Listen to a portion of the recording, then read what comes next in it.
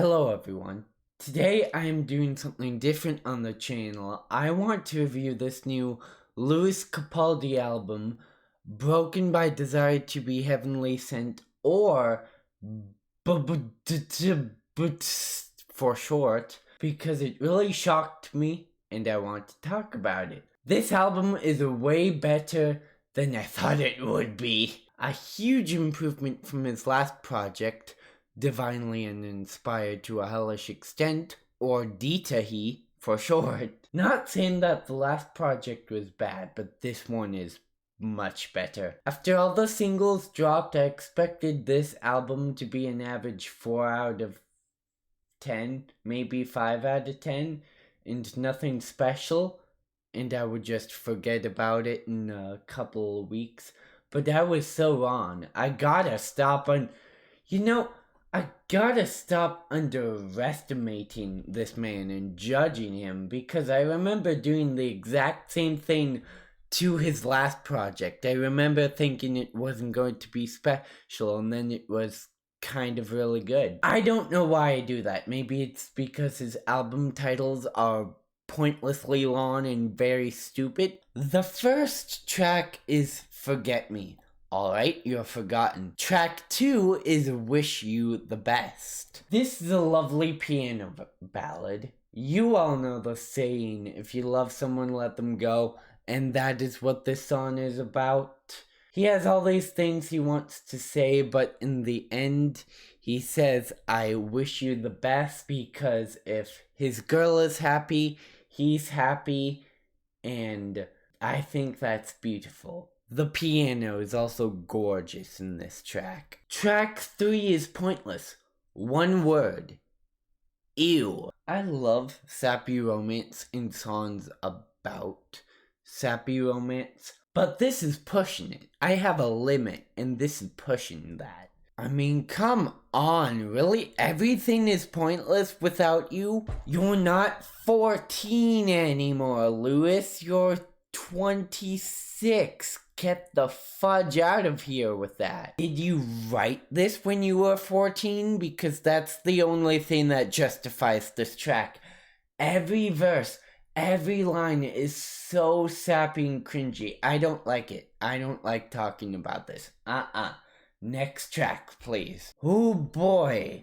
Track 4, Heavenly Kind of State of Mind. This is the song that pushed me to make this video, because I was literally so shocked by it. Because at first I read the title and thought the title was kind of stupid. He has a knack for making stupid titles that don't make sense. So I thought this song would be stupid as well, so I did not go into this with that high of expectations. This is my favorite song on the album, by far. And I was so shocked I completely didn't expect it. Alright, let's start from the beginning because I have a lot to talk about. There are some notes at the beginning that sound spacey, like you're floating, and that's cool, if that makes sense. I'm a melody guy. I know it's very material. I know you are supposed to pay attention to the lyrics, and that's the true beauty of music. But hey, I'm not a music connoisseur, okay? I sometimes like the simple things in life, and for me that's catchy melodies. I'm in love with the melody of the chorus. It sounds so good with his voice, and it's incredibly catchy. I have it playing in my mind right now. I can't stop it. It's so catchy. It's an earworm. Gosh. Finally, the main reason why I love this song, and it's not the melody if you can believe it. The main reason I love this song is because you can tell he's having fun with it as he starts playing with his vocals at the very end. For example, he does a nice run with his voice on the bridge when he says heavenly kind. He sings That I Keep Believing differently than he did in the bridge. He sings Oh What a Heavenly Kind of State of Mind in a higher octave than he did previously in the two choruses. You know, it's those little vocal flares and changes that tell me that he's having fun and getting into the song, which then gets me into it, and it's a lot more fun for me as well, and I leave the song with a much better experience than if he were to just keep the same cadence and flow at the end of the song.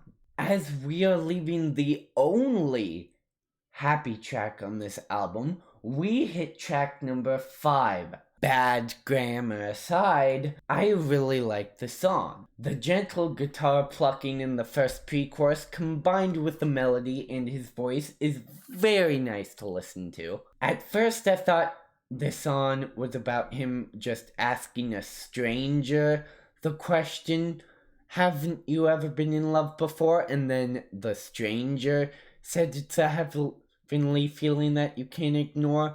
But on closer inspection now, I think it's more of a friend zone situation where the friend is saying love is a heavenly kind of state of mind, and Lewis is saying it's more like a knife because I'm in the friend zone and I'm getting mixed signals, and that's 100 times sadder than what I originally thought, but it's much better that way. The piano and the strings that get added in the second verse are also a very lovely combination. The outro is just 30 seconds of a violin and piano, like it says here, which has done before the long outro of just violin and piano, but violin and piano is always a nice thing to listen to, so I'm not going to bicker on getting more of that.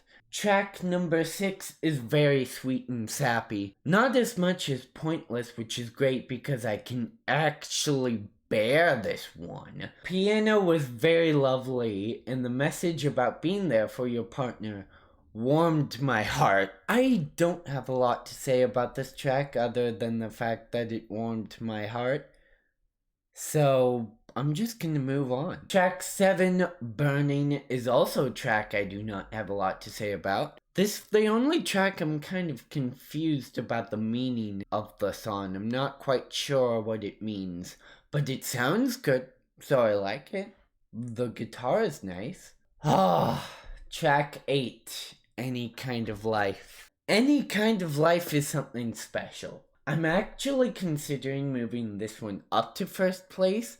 Sorry, Heavenly Kind of State of Mind, but this one kind of deserves it. This song includes the rarity that the production actually carried the song more than the vocals, which is not normal. Not a lot of songs have productions that go so hard as this one does, but this one does. I genuinely think that if the song did not have as good a production value as it did, I wouldn't enjoy this song as much. This track has the exact same production as track 5. Piano at the beginning, second verse adds in strings, and the song ends with an outro of nothing but violin and piano. Actually, I think this one's only violin. Yeah, this one's only violin. But the piano and violin is in this track is so much better.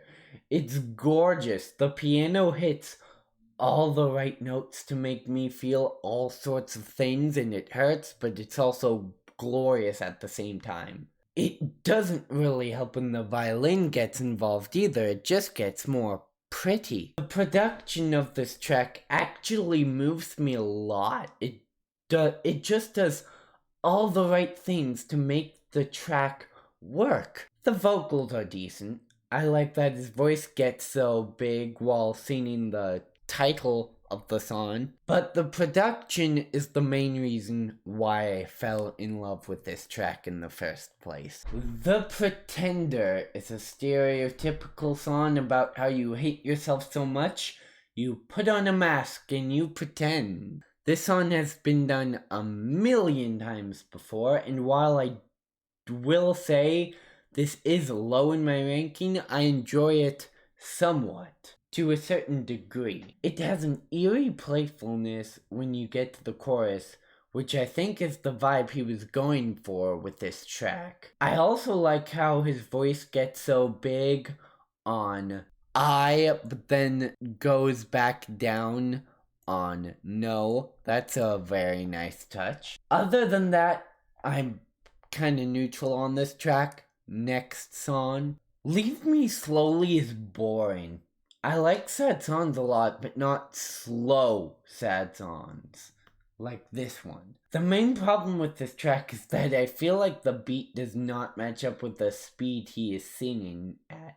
The beat is quicker than the lyrics, so it seems unnatural and off the entire duration of the song. I like some aspects, the drums before the final chorus, the melody of the pre-chorus, and the guitar solo, but that's not enough to save it. How this ends is sadly not the ending track. Wish it was. I thought Lewis was the funny guy, but no, I guess he's a lonely virgin beta male after all. The juxtaposition of the hopeful sounding production and the lyrics about a dying relationship in the chorus is oddly pretty to listen to. The melody of the verses are very playful, which makes it very fun to listen to, which is a major plus. Don't like how he says blood though. Pierces my fudging ears. Be quiet. This last track is titled How I'm Feeling Now. It's nice. The chorus grew on me as I listened to the song for the first time. It's very quaint. Oddly satisfying to listen to. Alright, final thoughts. I loved this album. It is surprisingly good. If he is thinking about making an extended edition to this album, like the previous one, may I suggest Little Too Late as a song for the extended edition. It's an awesome song and I was kind of disappointed and sad when this didn't show up on the track list. But I guess it's a little too late for Gets, huh? No? Okay. Like and subscribe if you enjoyed this review. I plan to do more of these because I'm very passionate about music. Don't expect me to do this all the time though. I have other things to do. See you next time, most likely for some Sons of the Forest with my buddy Toasted Butter.